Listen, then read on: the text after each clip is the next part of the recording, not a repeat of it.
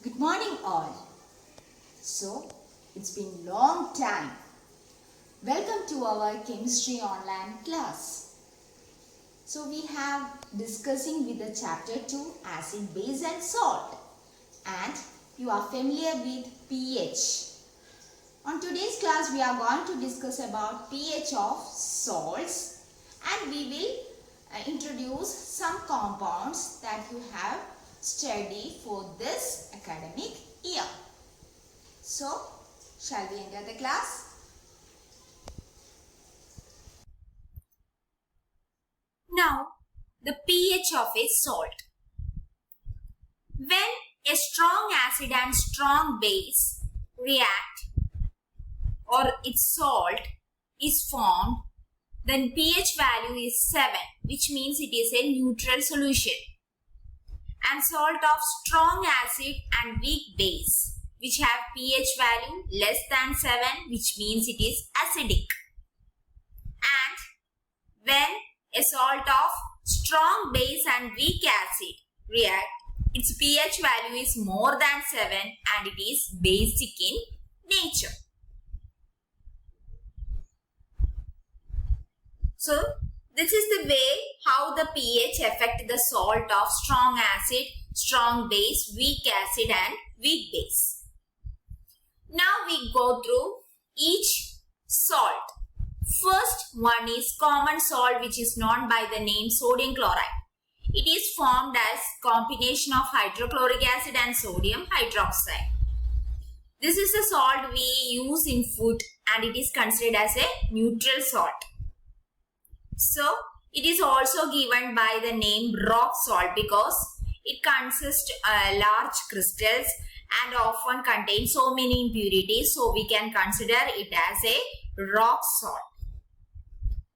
Okay.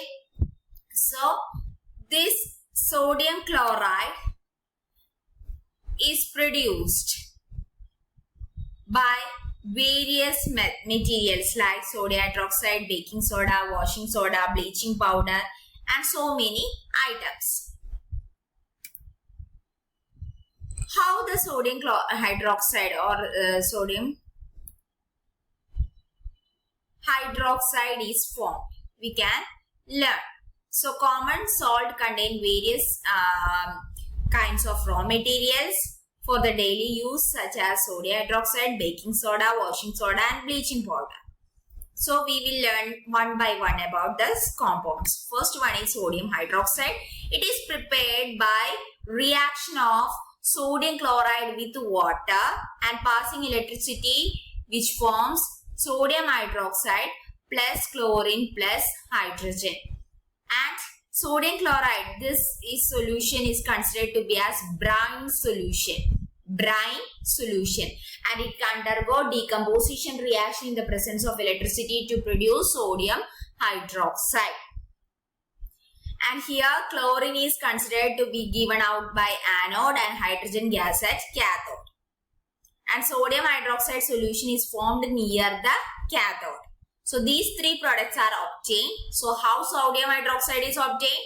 When sodium chloride solution reacts with water in the presence of electricity, it gets decomposed to form sodium hydroxide plus chlorine plus hydrogen.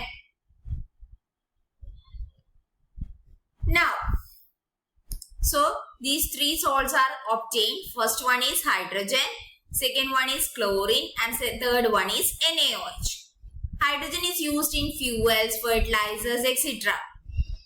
And chlorine is used as water treatment plant for removing the germs.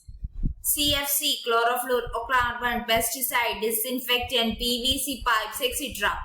NaOH is used in soap, detergents, paper making, artificial fibers, etc. So, chlorine and NaOH combines to produce bleach that is used in bleaching for household bleachers. And hydrogen and chlorine combines to give hydrochloric acid, which is used in cleaning steel, ammonium chloride, medicines, cosmetics, etc. Next compound is bleaching powder. You already heard about bleaching powder while we used to clean home in daily purpose. So how this bleaching powder is formed? It is formed when calcium hydroxide reacts with chlorine. And the formula is calcium perchlorate, that is CaOCl2. And this is the chemical formula of bleaching powder. Okay, so the action of calcium hydroxide with chlorine giving bleaching powder. Since the reaction is very important, so what is the purpose of using bleaching powder? It is used for bleaching cotton and linen in textile industries, paper factories, washing clothes in laundry, etc. And it's also used as oxidizing agent in various chemical industries, for disinfecting drinking water to make it free for germs. So these are the uses of bleaching powder. So how the bleaching powder is formed? It is obtained when calcium hydroxide reacts with chlorine to give bleaching powder. Next one is baking soda. You already know that while your mother is making you some tasty, crispy pakoras, how that crispiness is occur? It's because we are adding baking soda. It helps to make the cooking faster and more tastier. So baking soda has chemical formula NaHCO3. It's also known as sodium hydrogen carbonate chemically. And how will we prepare? When sodium chloride react with water plus carbon dioxide plus ammonia, giving ammonium chloride and sodium hydrogen carbonate. And this is mild corrosive base, which again heated to give sodium carbonate plus water plus CO2. So this is the way of preparing baking soda. So sodium chloride plus water plus carbon dioxide plus ammonia giving sodium hydrogen carbonate. Uses. It is used, you already know, it is used in making the crispiness. Some sodium hydrogen carbonate or baking soda is used as ingredient in antacid, which means reduce the acidity of our stomach. Some is used as fire extinguisher, and someone is used in mixing with water or edible acid to produce baking sodas, etc. So, which make them soft, spongy.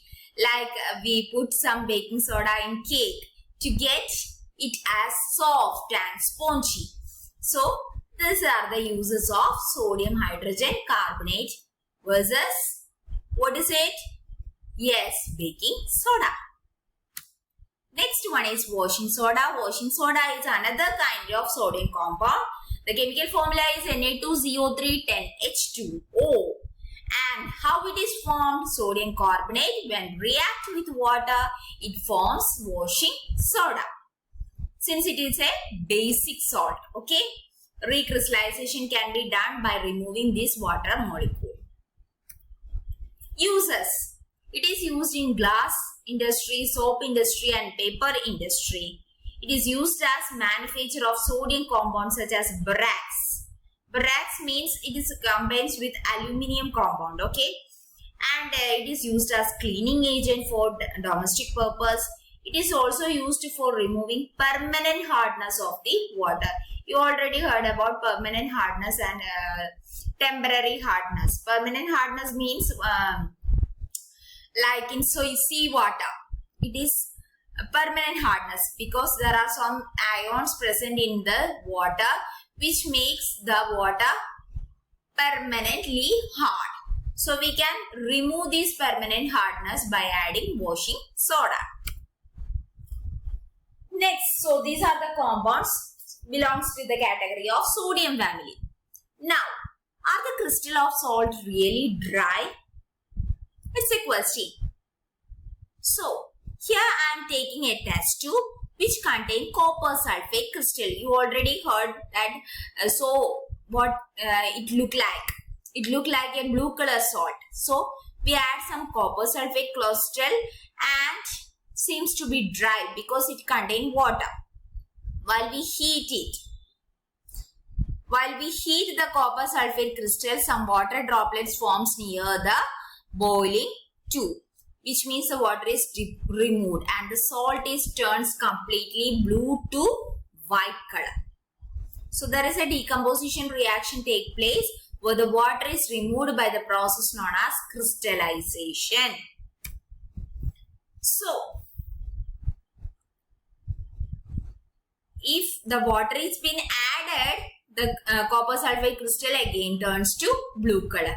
So here the copper sulfate, hydrated copper sulfate is the formula which is CuSO4 5H2O. And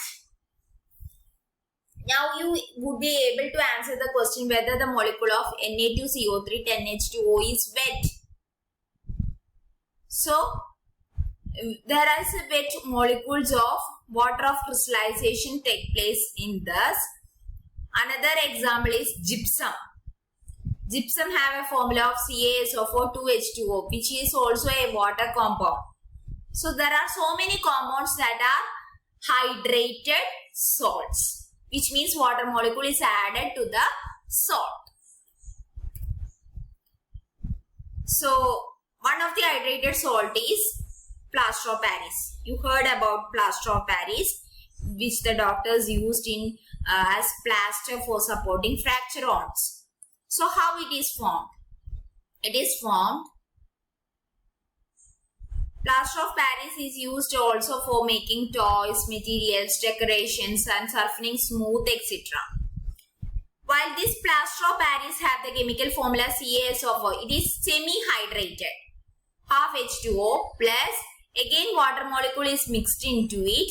We get a white color powder, or it gets hardened to a hardened solid mass that is called gypsum, CaSO4 2H2. So on heating gypsum, these water molecule get lost and it forms plaster of Paris. So we can consider this as a reversible reaction. Gypsum, when on heating, this water molecule get lost and forms plaster of Paris. And when plaster of Paris is added to water molecule, we get a hard solid substance that is gypsum. We already know the uses of gypsum. Gypsum is used in cement for making the cement harden. Okay. So these are the compounds we studied today. So the first compound we study is common salt, that is sodium chloride, then baking soda, washing soda, bleaching powder and plaster of Paris. Since all these compounds are very important, you have to study the reaction part also. The related link and the notes are attached along with this video. Go through the link and download the notes. And don't forget to attend the test paper. So, I'm winding this section. See you in the next class with a new chapter. That is metals and non-metals. Till then, take care. Bye.